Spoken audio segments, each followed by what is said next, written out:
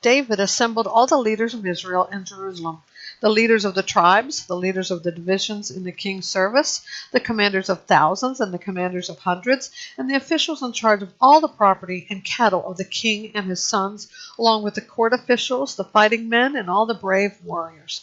Then King David rose to his feet and said, "Listen to me, my brothers and my people. It was in my heart to build a house as a resting place for the ark of the Lord's covenant, and as a footstool for our God. I had made preparations to build, but God said to me, 'You are not to build a house for my name, because you are a man of war and have shed blood.' Yet the Lord God of Israel chose me out of all my father's household to be king over Israel forever. For he chose Judah as leader, and from the house of Judah my father's household, and from my father's sons he was pleased to make me king over all Israel. And out of all my sons, for the Lord has given me many sons, he has chosen my son Solomon to sit on the throne of the Lord's kingdom over Israel. He said to me, 'Your son Solomon is the one who is to build my house and my courts, for I have chosen him to be my son, and I will be his father.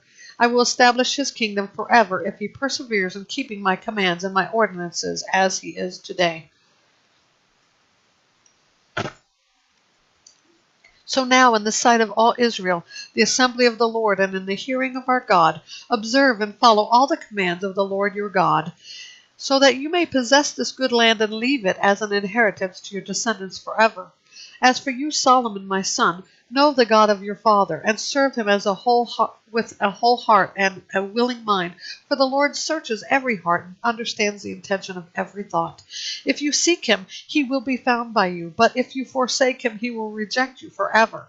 Realize now that the Lord has chosen you to build a house for the sanctuary. Be strong and do it." Then David gave his son Solomon the plans for the portico of the temple and its buildings, treasuries, upper rooms, inner rooms, and a room for the mercy seat. The plans contained everything he had in mind for the courts of the Lord's house, all the surrounding chambers, the treasuries of God's house, and the treasuries for what is dedicated.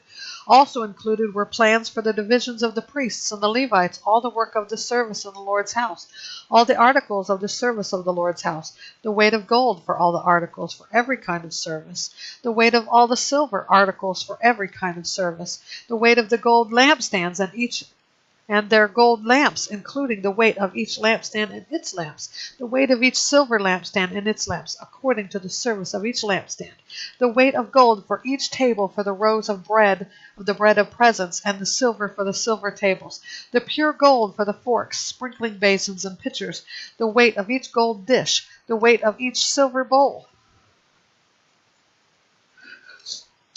the weight of refined gold for the altar of incense, and the plans for the chariot of the gold cherubim that spread out their wings and cover the ark of the Lord's covenant.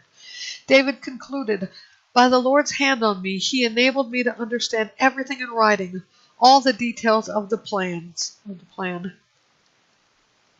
Then David said to his son Solomon, "Be strong and courageous and do the work. Don't be afraid or discouraged, for the Lord God, my God, is with you. He won't leave you or forsake you until all the work for the service of the Lord's house is finished. Here are the divisions of the priests and the Levites for all the service of God's house. Every willing man of any skill will be at your disposal for the work, and the leaders and all the people are at your every command."